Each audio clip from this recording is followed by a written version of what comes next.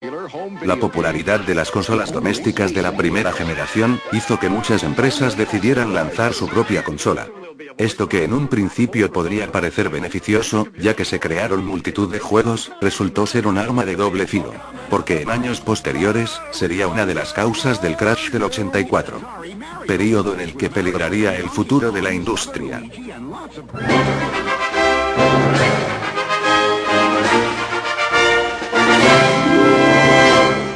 La Fairchild Channel F es la segunda consola de videojuegos a base de cartuchos del mundo, después de la Odyssey, aunque la primera en incorporar memoria a los mismos.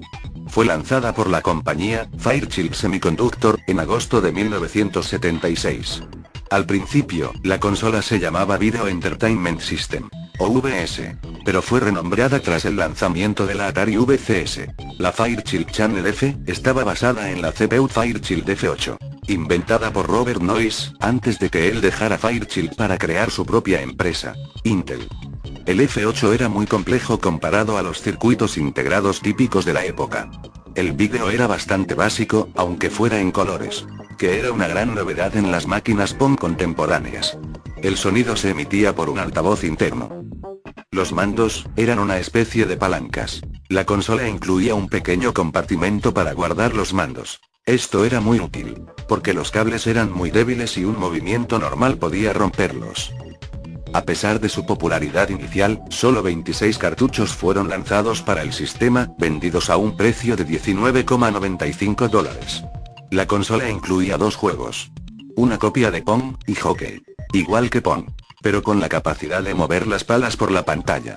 La simplicidad de sus juegos y el lanzamiento de la Atari VCS, realizada un año más tarde, con mejores gráficos y sonido, hizo que perdiera su éxito, aunque posteriormente fue rediseñada, y llamada Fairchild Channel F2. La 1292, Advanced Programmable Video System, es una consola lanzada por la empresa alemana Radofin, en 1976. Forma parte de un grupo de consolas compatibles entre sí. Tenía una CPU de 8 bits y unos mandos con numerosos botones y un stick de control. Empleaba cartuchos intercambiables. La RCA Studio 2, es una consola hecha por RCA, en enero de 1977. Sus juegos eran en blanco y negro, parecidos a los de Pong. Sus mandos, eran teclados numéricos integrados en la consola. La máquina era capaz de hacer pitidos simples con variaciones leves. Incluía 5 juegos. Fue la primera consola en emplear señales de vídeo, RF. Este tipo de conexión no se volvería a ver hasta el lanzamiento de la Atari 5200, 8 años más tarde. Esta consola fue abandonada pronto, debido a que ya existían en el mercado consolas superiores, como la Fairchild, y poco después la Atari 2600. La Atari 2600, bautizada originariamente como Atari Video Computer System, fue lanzada en octubre de 1977. Fue la primera consola en emplear cartuchos tal y como serían en las posteriores generaciones. Consiguió mucho éxito y popularidad, tanto que durante los 80, Atari era sinónimo de videojuego. Empleaba unas palancas como sistema de control. Uno de sus juegos más destacados fue Pac-Man. Otro juego muy conocido, no por su calidad precisamente, SP, el extraterrestre. Juego de un previsible éxito, debido al estreno de la película del mismo nombre. Finalmente se hicieron de él varios millones de copias, de las que no consiguieron vender ni un solo millón a causa de su mala calidad. Se cuenta que Atari enterró los cartuchos restantes en el desierto. Este juego es considerado por muchos, el peor videojuego de la historia.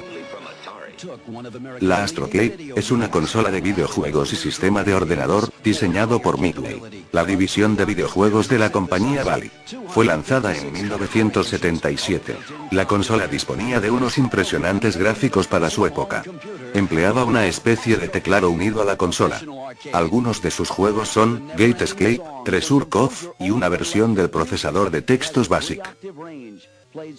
La Magnavox Odyssey 2, conocida en Europa como Philips Videopack G7000, se lanzó en 1978. Magnavox se convirtió en un subsidiario de la compañía Philips. Aunque la primera Odyssey no triunfó tanto como Atari, sí lo suficiente como para decidir lanzar al mercado una sucesora para la segunda generación. Esta nueva versión constaba de 2 mandos de palanca, y un teclado integrado en la consola. Su diseño sería ligeramente modificado para su distribución en otros países. La APF Imagination Machine era una combinación entre la consola de videojuegos y el sistema de ordenador lanzado por APF Electronics a finales de 1979. Fue construido expresamente para competir con la Atari 2600. Y lo hizo bastante bien hasta el crash del 84. La consola fue uno de los ordenadores personales más económicos, que se conectaba a la televisión. Tenía un teclado, y dos mandos con 12 botones y un joystick. Además de cartuchos, permitía introducir casetes para grabar audio. Para ella se lanzaron un total de 15 títulos. En 1979, fue lanzada Intellivision, de Mattel. La primera consola de 16 bits de la historia. Su nombre procede de las palabras, Intelligent Television. Gozó de bastante éxito. Solo en el primer año, vendió 175.000 unidades. Era algo normal. La consola era muy avanzada tecnológicamente. Podía crear efectos 3D, muy realistas para su tiempo. Además de su mando numérico, disponía de un accesorio, el Intel Voice, un sintetizador de voz que se podía utilizar en algunos juegos para que realizara ciertas acciones al pronunciar las palabras correspondientes. Por si esto fuera poco, fue la primera consola que permitía descargarse juegos a través de la televisión, y la primera en utilizar un pad de control de 16 direcciones. Su elevado precio, fue uno de los factores que hicieron que no fuera tan popular como la Atari 2600. De cualquier modo, en 12 años vendió 6 millones de unidades, y se realizaron para ella 125 juegos. La Cassette Vision, de Epoch, fue la primera consola realizada en Japón, donde se lanzó el 30 de julio de 1981. A pesar del nombre, la consola usaba cartuchos, no casetes.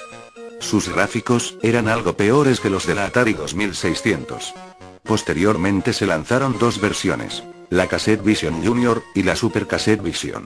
Llegó a Europa en 1984, donde al igual que en el resto del mundo, no tuvo mucho éxito. Fue la única consola realizada por Epoch. 1982, fue el año en el que se lanzó la Atari 5200, sucesora de la 2600.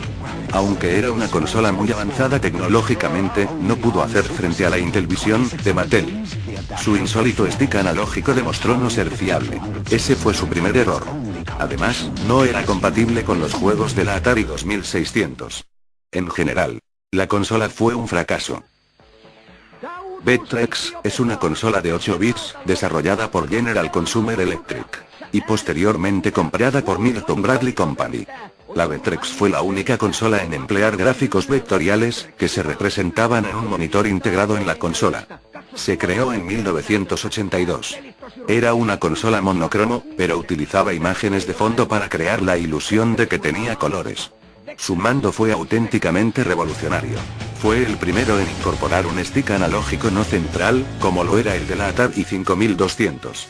Este sistema de control, sería usado 10 años después por la Nintendo 64. Y posteriormente por todas las demás consolas. Algunos de sus juegos creaban un efecto tridimensional, realmente bueno, para sus 8 bits. La Arcadia 2001, era una consola de 8 bits creada por Emerson Radio Corp. Se compuso de un catálogo de 51 juegos. Dependiendo del país, tenía un nombre distinto e incluso distintos juegos. Al salir al mercado al mismo tiempo que la ColecoVision y la Atari 5200 en Estados Unidos, no tuvo éxito. Aunque sí en otros países. La ColecoVision, fue la segunda consola creada por Coleco, lanzada en agosto de 1982. La ColecoVision ofreció la calidad gráfica de los juegos arcade, y la capacidad de jugar los videojuegos de otras consolas como la Atari 2600. Se crearon para ella unos 170 juegos. Nintendo le dio la licencia para lanzar Donkey Kong en la consola, con lo que aumentaron considerablemente sus ventas. La Sega Game Mille, abreviada SG-1000. Es una consola a base de cartuchos fabricada por Sega. Este sistema marcó la entrada de Sega en el negocio de hardware, en el cual seguirían estando hasta el final de Dreamcast, en 2001. El sistema no fue muy popular. Se puso a la venta por primera vez en Japón, en el año 1981. Tuvo mucho éxito en Taiwán, donde es una de las consolas más recordadas. Posteriormente, se lanzó la SG-1000 Mark II, y la SG-1000 Mark III. La primera versión de la Master System. Así finaliza la segunda generación. Dentro de poco, se producirá una crisis, que cambiará el futuro de los videojuegos.